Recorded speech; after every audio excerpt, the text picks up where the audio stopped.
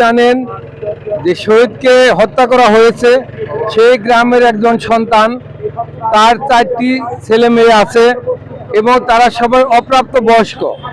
কিন্তু শহীদকে একটা গরুর হাটে গরু বাধাকে কেন্দ্র করে তাকে নির্মমভাবে হত্যা করা হয়েছে।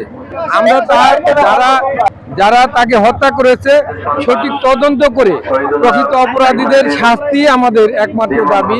এটা পুরো এলাকাবাসীর দাবি, যাতে তাদেরকে কঠিন শাস্তি দেওয়া হয়, সেটা আমরা চাই। কারণ এরকম হত্যাকাণ্ড কোনোভাবে মেনে নেওয়া যায় না। আমার আম্মু গাড়িতে আছে, সে হাঁটতে পারতেছে না, কারণ সে অসুস্থ হয়ে পড়ছে এর জন্য।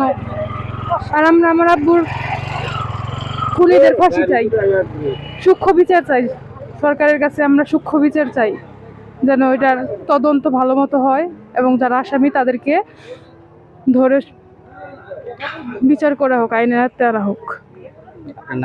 আমার নাম নুসরাত জাহানানী।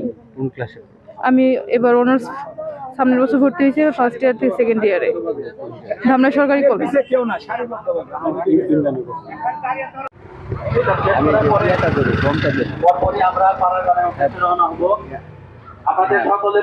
আমরা খুনিদের দৃষ্টান্তমূলক শাস্তি দাবি করছি মানববন্ধন থেকে। আমাদের গ্রামের মোহাম্মদ শহীদুল ইসলাম সে অত্যন্ত ভালো লোক ছিল, তাকে যেভাবে নির্মমভাবে।